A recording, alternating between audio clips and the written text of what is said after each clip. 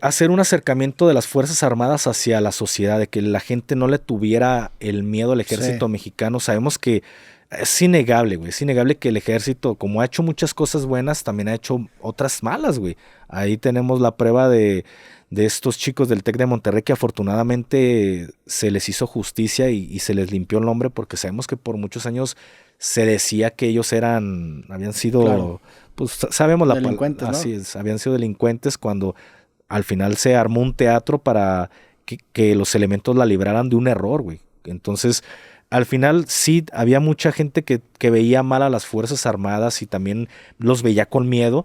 Y esta fue una forma en la que abrieron las puertas al público, al mexicano, de mira, este es el ejército mexicano. Entonces, si tú ves los blogs cuando Alexa Bueno inició con el blog, carnal, yo conocí cosas que por 8 años y medio que yo estuve en las Fuerzas Armadas no sabía que teníamos. Ok. Mostraron la cara chida del ejército mexicano, pero también el ejército mexicano internamente tiene su cara muy cabrona, güey. Pero era para mostrar algo a la sociedad de, mira, aquí en el ejército no hay discriminación, no hay acoso sexual, hay igualdad. Cuando estás en el ejército, sabes que no es así, que sí existe.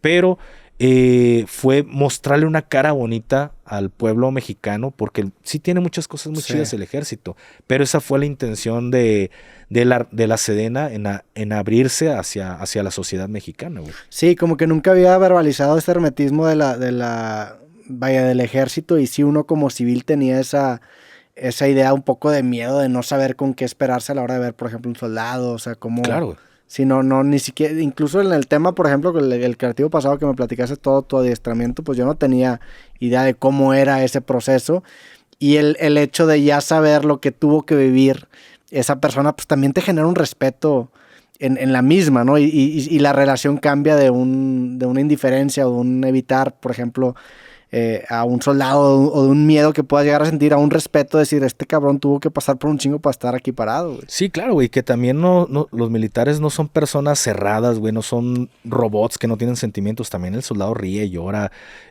tiene los mismos sentimientos que cualquier persona, las mismas emociones.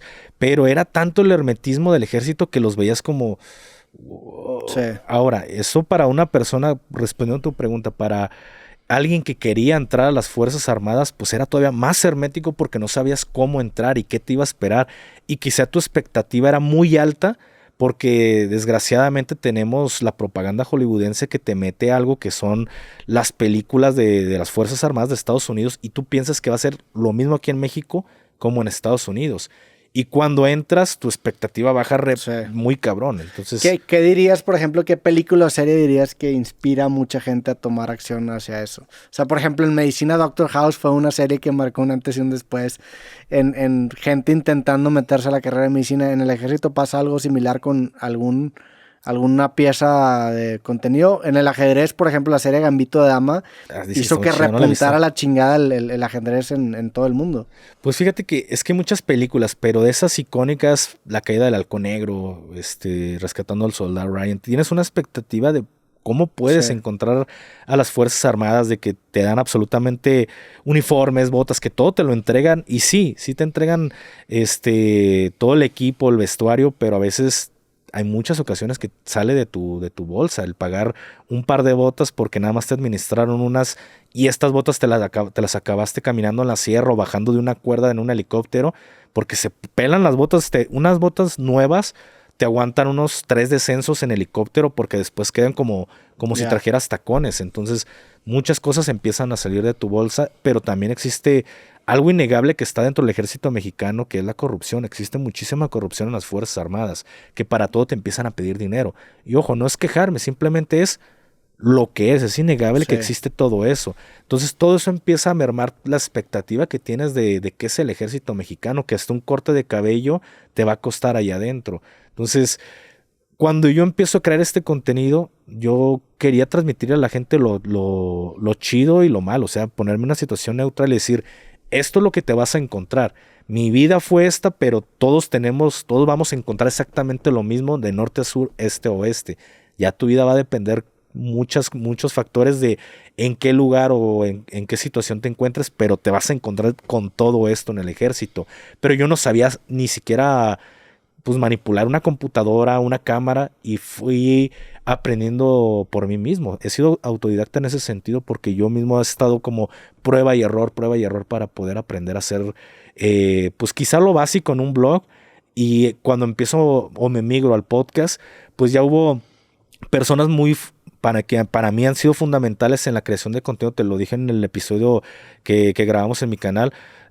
Tanto tú como el buen Dani Hernández, que les aprendí muchísimas cosas. Ahí me veías en la madrugada poniendo en práctica lo que veía de ustedes, güey. Entonces han sido pieza fundamental para yo tener este proyecto, pero en un principio no sabía hacer absolutamente nada, cara. ¿Te imaginabas que el proyecto iba a crecer tanto? Ya vas a llegar, ¿cuántos tienes? Como 800,000 suscriptores. Estaba checando en la mañana, ¿no? 801, güey. Estás muy cerca de llegar al 1,000,000 de suscriptores. ¿Te imaginabas ese alcance que iba a tener tu trabajo, güey?